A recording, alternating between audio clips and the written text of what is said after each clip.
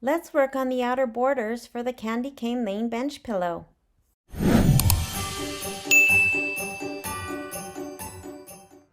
It's time to work on the borders on page 26.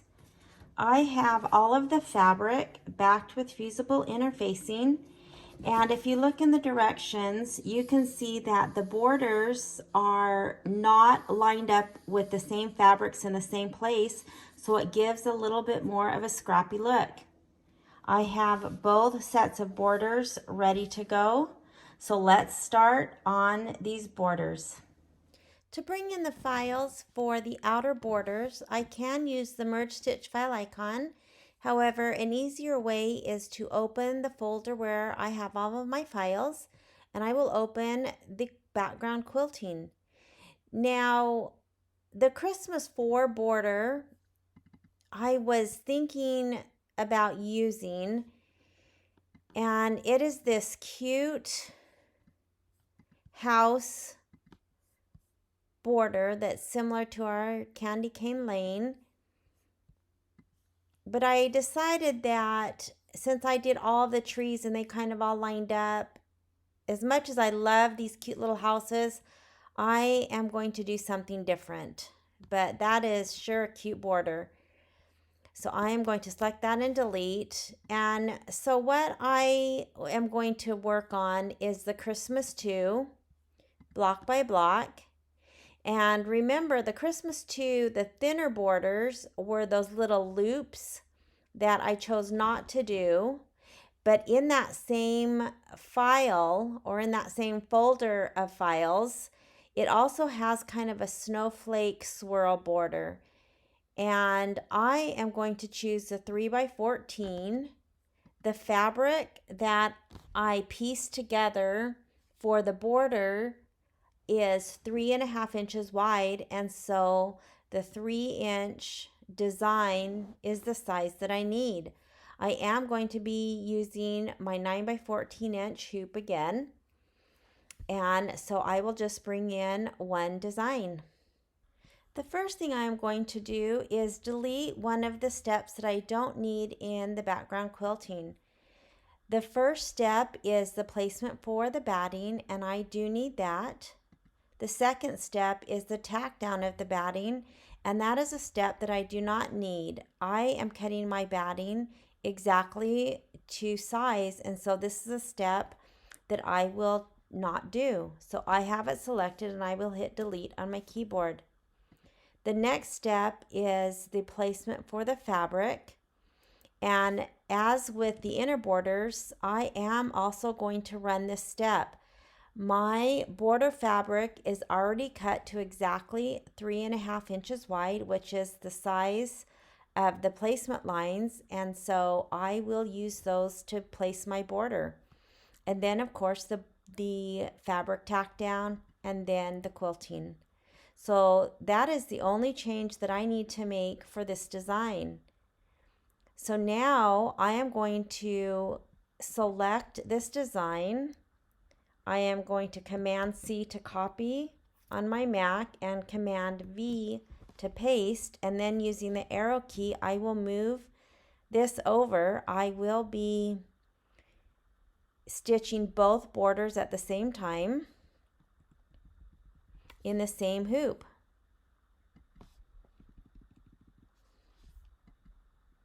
So now that I have both ready to go, I am going to color sort. If I were to save this and take this to my machine, it would run the first design start to finish, and then it would do the second, which that's fine and you can do that. However, because I'm in software, I will come to Utility and Color Sort so that I can join the same steps of each design. So it's been changed by 3 color changes or 3 stops, and always select a new view. And now you can see that I have just one design and I have the 3 steps. It did as the same in my inner borders. It has joined the placement for the batting as well as the placement for the fabric. Now that works for me because I am cutting my batting to size. And then it has the tack down for both designs and then the quilting. Now, if you are running your steps and choosing to do all of the steps because you are not cutting your batting to size, then you will not have to worry about these first two steps running together. It will run all of the steps as it's supposed to, but it will join and do both of them together. So now that this is exactly what I need it to do, I am going to come to File, Save Stitch File As, and name my design. And again, I will put it into my Combined Files folder, and I will save it so I can add it to my USB. Another option is to click Utility, and if you have a machine capable of over Wi-Fi sending your designs, then you can choose to do it that way. You would select Wi-Fi, you could name your design, and then send it to your machine. Now there's a couple other things that I want to mention in case you don't have a 14-inch hoop. You can, of course, still do the borders. It will just take you more hoopings, and you'll have to probably do one at a time. So, for example, if I bring in the border, and let's say that I only have a 5x7 hoop, I still need the 3-inch wide border, but I would bring in the 3x7. And so looking at this, it is the same ratio as this border, it's just smaller. So you can mix and match the lengths of the border. So you would just have more hoopings and your design would be smaller. So if I were to copy this and paste it, you can see that when I put this on my 14-inch hoop, this is one design very large. This is the same, like I said, it's the same ratio. But if I were to want to do this along the border, because I only had a 5x7, you would see that I would have two of these little swirls to basically one from the 14-inch. Now you may have a 14-inch hoop and like this better. So you could put this, if I wanted more motifs, more designs, I could do that in my 14-inch, put two of these versus one big one, and that would be fine. You can mix and match. And so if you only have a 5x7 hoop, you could do one design and one border, and it would take, if the bench pillow is, mine measures about 38 inches, it's a little bit longer. So if this is 7, I would have to do quite a few. I would have to do 6 hoopings. That would be 40 inches to equal the width of my border, versus I'm only doing 3 hoopings. But it can be done, and you may like that look better of having more motifs across the border versus just a couple big large ones. So that is something that you can do. Also, you could use, say, a 6x10. If you have a 6x10 hoop and you wanted to do the 3x10, again, it's the same ratio. I could mix or match, but so this design that fits in a 10-inch hoop is, of course, bigger than this one, but not as big as a 14. Yet they all go together. So you mix and match with whatever the hoop size that you want to use. So I hope that that makes sense. So let's get these outer borders stitched out.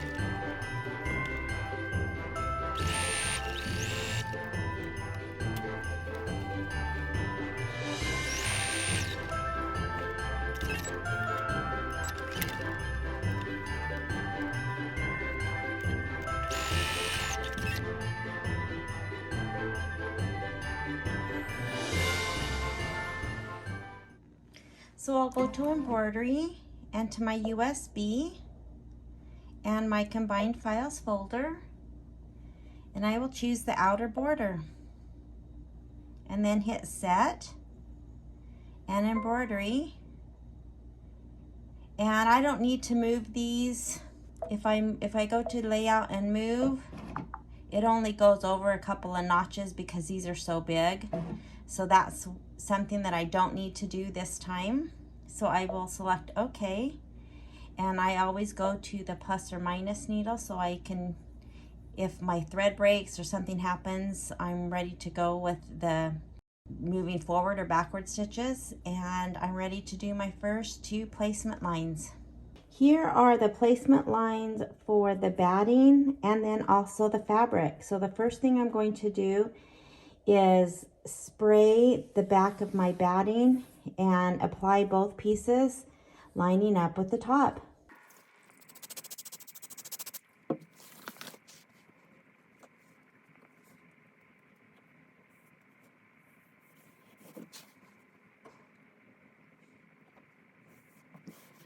So I've placed the first strip of fabric. I put a little bit of spray adhesive on the batting and then did my best to line this up and taped. And then for this piece,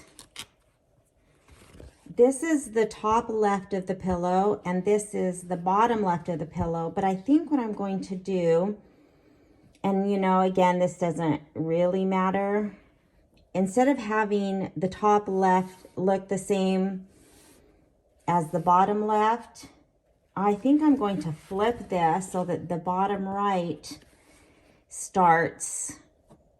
And so then when I flip it, they'll be just a little bit different and won't be 2 identical borders. Again, that's something that's not really needed. But I thought I would try it to see how that works. So I will put a little bit of fabric hanging over the end for the seam allowance. And also on this piece, you might be able to see, I kind of cut it at an angle. And so I'm a little bit short here. Now this fabric will be cut. It's a little bit long, not too long. I think in the directions they said they cut about 1/8 of an inch off each end, so that, you know, the end blocks were the same size instead of cutting, let's say, 1/4 of an inch off one side. But that, after we quilt, we'll have to see, you know, where we stand with this measured up against our pillow. So I am going to, again, put the bottom right of the pillow, which would, you know, go this way. I'm going to put that up here so that they're just a little bit different in the quilting.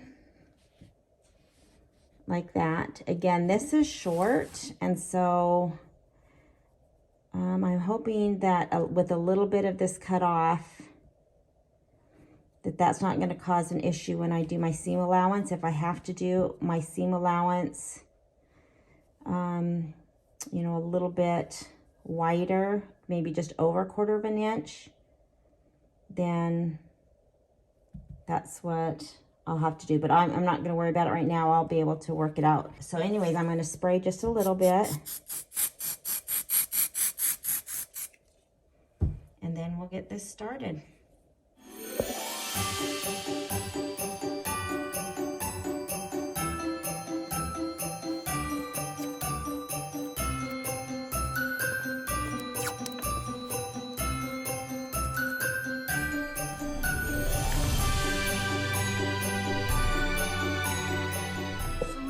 Show you that when I was doing this last tack down of the fabric, this whole piece where it started at the bottom and came up along this side until about right here did not catch. My bobbin didn't catch, so I took that piece of thread out. It did catch, you know, right at the top. So this is where this part comes on in handy. It's saying that it's ready to do the quilting, but I want to make sure I tack down that fabric before I do the quilting. So I need to use the up arrow to go back.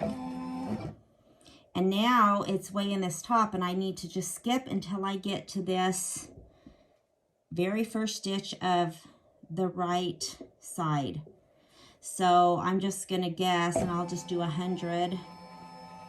And that put me down at the bottom, it looks like. So if I do another 100, puts me up here. And this is just sometimes you have to guess. You might have to go, you know, forward by 10s or 1s. So I'm gonna do one more. And I can see I'm not quite at the bottom. So now I will just go one at a time until it jumps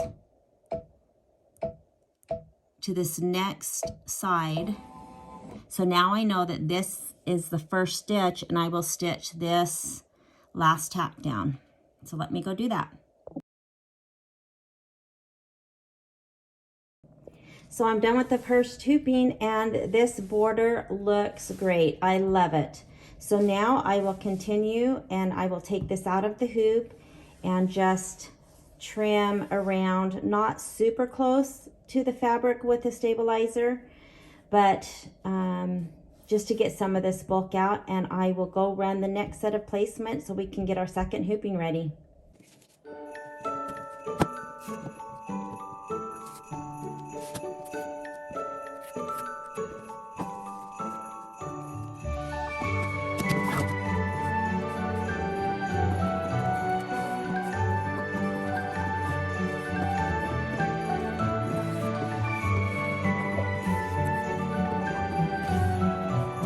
Now I will cut right next to this bottom placement line. This is the end, so we're going to start our next hooping over here. So I do need to cut this so I have a guide to line it up with my next placing line. So I will just cut, of course, make sure you don't cut your fabric or your batting. I will just cut right along that placement line.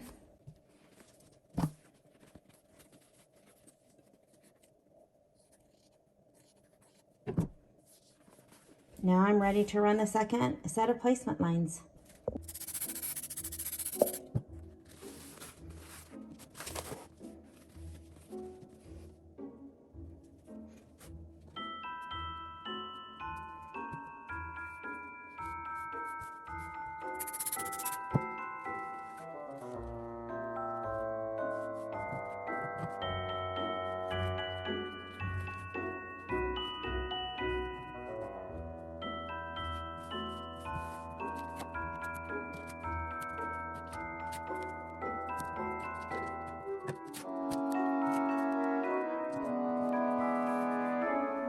So when I take these to line them up, I of course sprayed the back. I am going to line up this pink line with the top pink line of the new placement. And of course, this is the top of my hoop, and so I want the quilting that I just did to go towards the top. So I can see if I pull this batting back, that my pink lines match up, and I want the batting line to match up with these inner lines, and the fabric will line up with the outside. Theoretically, I have a few spots that, you know, weren't cut the best. This is a hair short, but you know, we have some room to play with. Now, one of the most important things is when I flip the fabric over, I need to make sure that my seams stay open and don't accidentally get, you know, close together. So I'm going to give just a little bit of spray. And then I will flip this over, lining that up with the outside lines.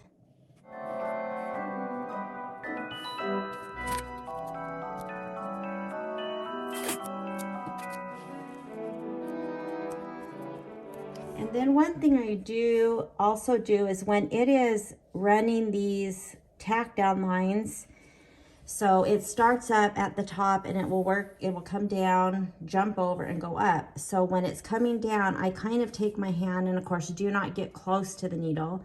You could also use a stiletto or something, a chopstick, anything. And I kind of just push the fabric down, and then when the machine is coming up, I come from behind the foot. Again, you've got to be very careful if you do this, and kind of push it towards the outside so that hopefully I'll get it as flat as I can without kind of this fabric having kind of a lump.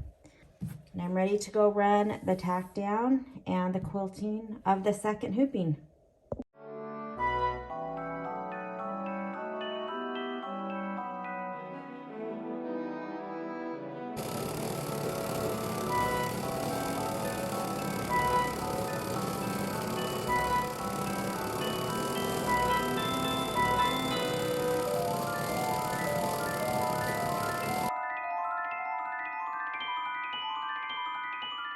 So on the third hooping, you can see that my design was longer than the material I had left. And so I just let it run until it started this part that was going to be out here. And then I just stopped it. This was the one that we did first. So I stopped it, cut my thread, moved to this side, did all of it until it came to this point, stopped my machine. So it didn't need to just stitch out time or thread or, you know, I didn't need to worry about that. So that's the end of my third hooping. I do want to point out that when I got ready to do my third hooping, I thought maybe I could do a smaller border that would only be, you know, from the top to the end of the fabric. So I got the 10-inch, the 3 by 10-inch snowflake design, and I stitched out the placement, and you can see where it ends. And so I was about more than an inch short, and I could have, you know, gone to the 12-inch, but I just brought up my original 14-inch designs and decided just to go ahead and do this where I just stopped when it was off the fabric. So that's what these lines are for. I was trying to see if the 10-inch works. And that's another thing you need to pay attention. The 14-inch design that I've stitched out the whole time actually measures 14 inches tall. The 10-inch design only measures about just slightly over 9.5 inches. So you always have to look at the actual measurements, because just it says, you know, this was a 3 by 10-inch design. It was actually not. And so you just need to be aware when you're doing, you know, some of the borders or backgrounds, mostly borders, that double check the length of them. So now we're ready to take this final hooping out.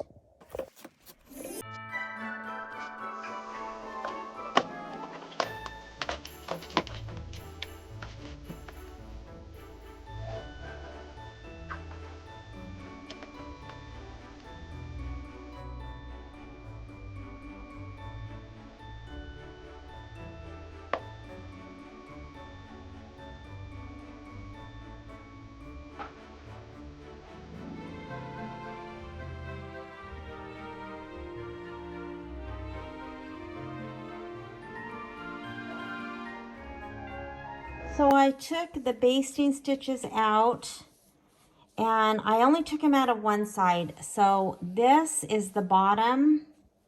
This goes to the bottom left. And so I took out just the top that will be stitched to the inner border, and I left the basting to the bottom that will be attached to the binding. And I did the opposite for the top. This goes to the top left of the quilt. So I took out the basting because I'm going to cut the stabilizer away from the seam allowance. This is what's attached to the inner binding. And then I'm leaving the basting to the top that will have the binding. And I will just cut the stabilizer on the top of this strip and the bottom of this strip right next to the border, and then again it will be attached to the binding.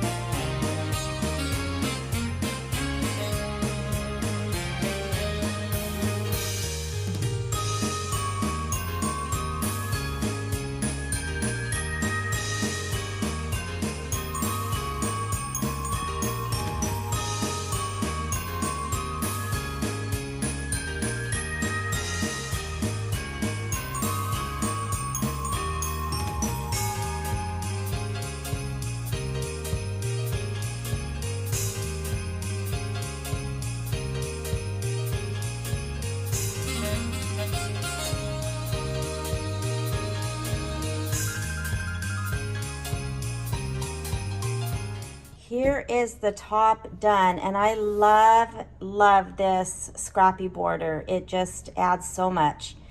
So when I pressed the seams, which I did 1/4 inch seam allowance like I have everything else, when I went to press these seams, mine laid better pressing that towards the inner border.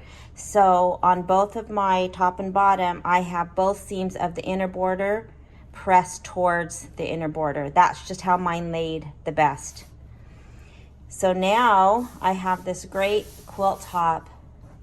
I do have the little 1/8 of an inch on each end that I need to trim up, and then this quilt top is done. I love it. Let's get to the backing, the binding, and the embellishment so we can finish this up.